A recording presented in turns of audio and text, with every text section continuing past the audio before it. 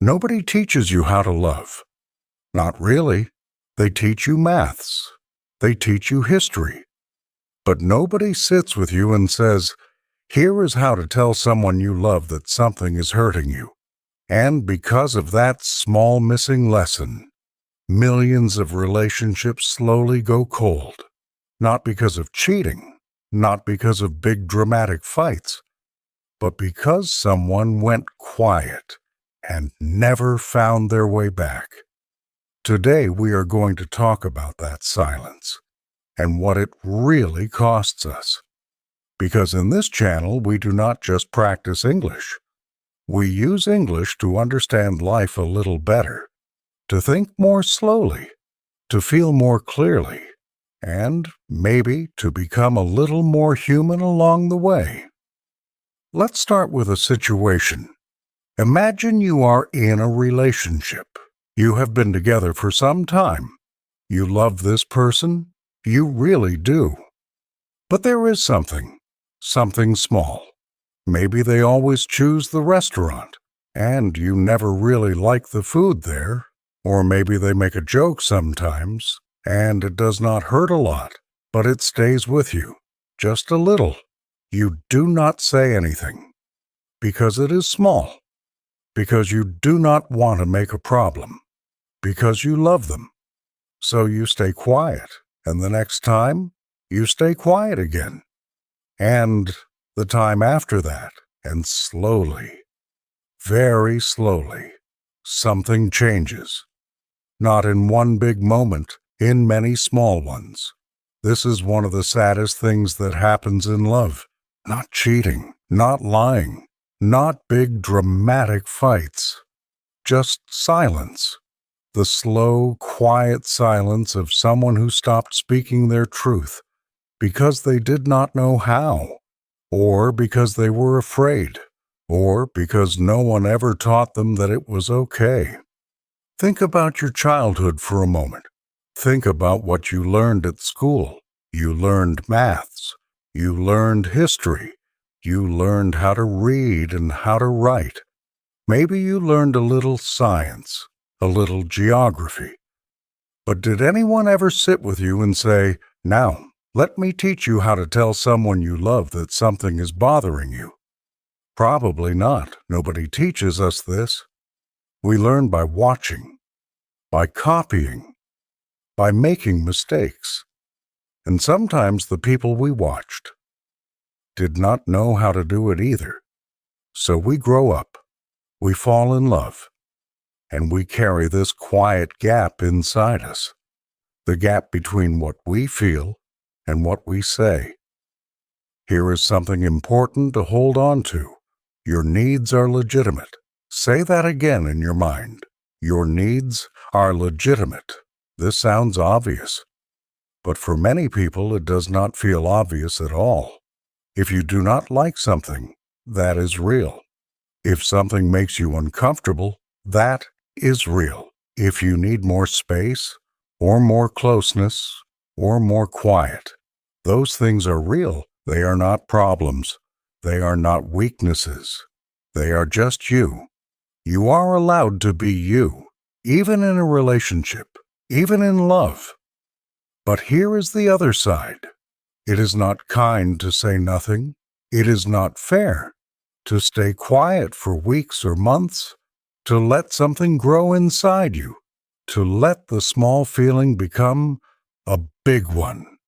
And then one evening, when you are tired and frustrated, to let it all come out, loudly, suddenly, in a way that shocks the other person.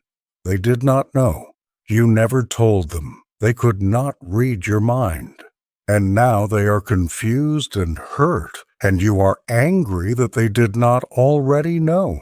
This happens so often, in so many relationships, not because people are bad, but because no one taught us a better way. So what does a better way look like? Because there is a way. And it is learnable. It just takes practice and a little courage. The first thing to do is to start with reassurance. This is very important. Before you say the difficult thing, you remind the other person of the safe thing. You say something like, "I love you. And because I love you, I want to tell you something."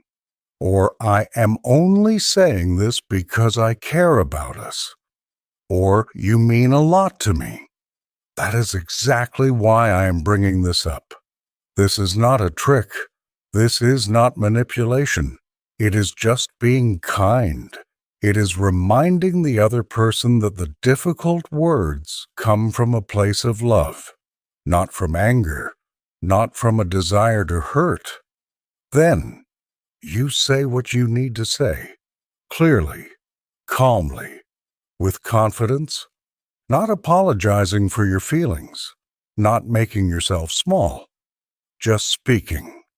For example, "There is something that has been on my mind," or "I have been thinking about this for a while, and I think I should say it," or "I know this might sound strange, but for me, this is important." You say it as if you have the right to say it, because you do. Now, here is the third part, and this one is sometimes hard to accept. You give the other person room to disagree. You're not trying to win. You're not trying to change them completely. You just want them to understand you, to see the world through your eyes, even for a moment. You might say, "I know you might not feel the same way," or "I am not saying you are wrong. I am just telling you how it feels to me." Or, "We do not have to agree. I just wanted you to know." This takes the pressure off. It makes the conversation smaller, less like a battle, more like two people sitting quietly and being honest with each other. And if you do all of this, if you speak with love and clarity and patience, and the other person really hears you, and they try to understand, even if they do not fully agree, then something good has happened, something rare and important. A little more space has opened between you, a healthier space, a more honest one. But sometimes that does not happen. Sometimes you say the difficult thing gently. You say it with all the care you have, and the other person gets angry, or they shut down, or they make you feel like you were wrong to speak at all. This is painful, but it is also information. Very important information. Because a person who cannot hear your quiet, gentle feelings cannot be your person. Not because they are terrible, not because love was never real, but because love needs space. Space to be honest, space to be imperfect, space for both people to exist fully. And if that space is not there, the relationship will shrink, slowly, quietly, until one day it just stops working, and nobody is quite sure why. Let's think about this from a different angle. Imagine a couple. They have been together for 2 years. On the outside, they look happy, but inside one of them has a small list. Not a written list, a mental one. A collection of small things they never said. They do not like going sailing every weekend. The sun is too strong and the boat makes them anxious. But their partner loves it.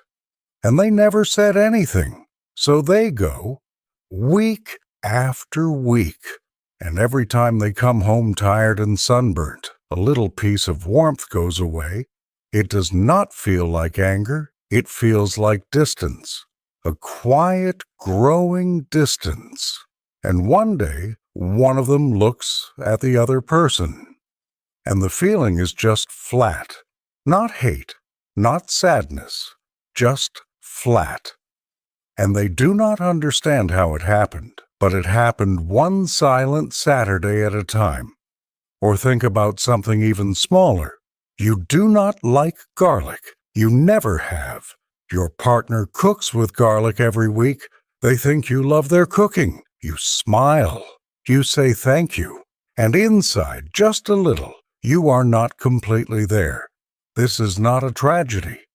But multiply that feeling by 100 small moments, by 100 small silences, and you start to understand how love can go cold, not because of one big storm, but because of 100 quiet, rained-out afternoons. There is a kind of belief that many people carry, that being a good partner means being easy, means not having too many needs, means fitting in, adapting, being flexible, not causing trouble. And in small doses, that is a good instinct. Generosity and flexibility are beautiful things, but when they come from silence and fear, they stop being generosity. They become disappearance. You disappear, little by little, until the person your partner loves is not quite the real you. It is a quieter version, a version that does not take up too much space. And that is a lonely way to be loved. The truth is this: you do not have to have simple needs to be loved.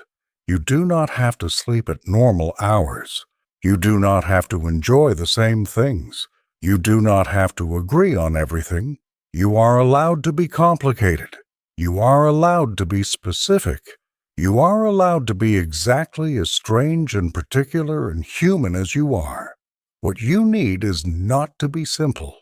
What you need is to be able to explain yourself, to take the other person slowly into your world, to show them how things look from where you stand, and to trust that if they are the right person, they will want to see it.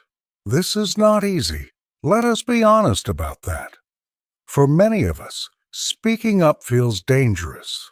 It feels like we might lose something, like the relationship is a fragile thing, and one honest sentence might break it. But usually the opposite is true. What breaks relationships is not honesty. It is the long absence of it. It is the slow build-up of unspoken things, heavy things, things that never found a voice, and so they found another way out, through coldness, through arguments, through distance. Think about catching a problem early. A small problem caught early is manageable. The same problem left alone for a year is much bigger, much harder to touch. The feelings around it are much stronger. The resentment is real. The distance is real. And now it is not just a conversation you need.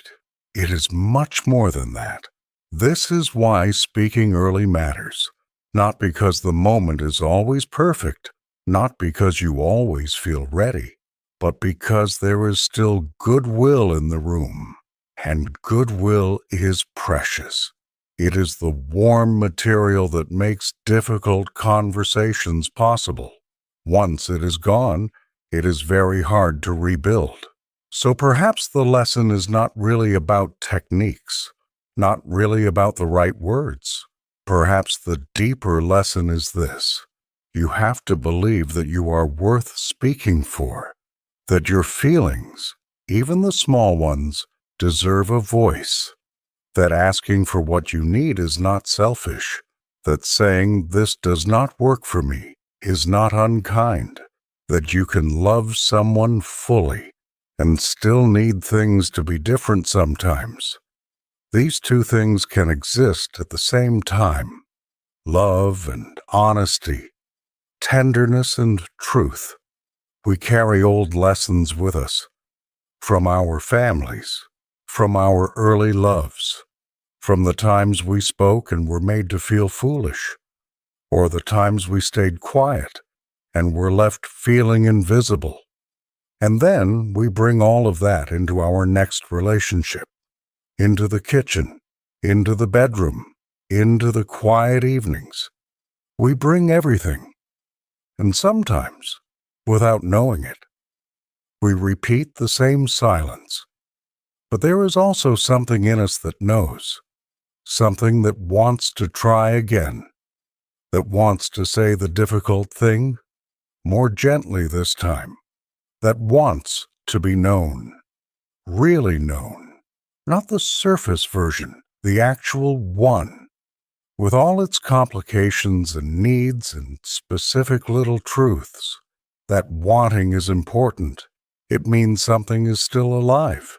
Something still believes in the possibility of being understood and loved at the same time. So maybe that is where we leave today. Not with a solution, not with a list of rules, just with this quiet thought. You are allowed to speak. You are allowed to need things. You are allowed to be fully yourself inside a love. And somewhere there is a person who wants to hear it, who will not run from your honesty, who will sit with you in it and try. Thank you for being here today. Take your time with all of this. There is no hurry. And I will see you in the next episode.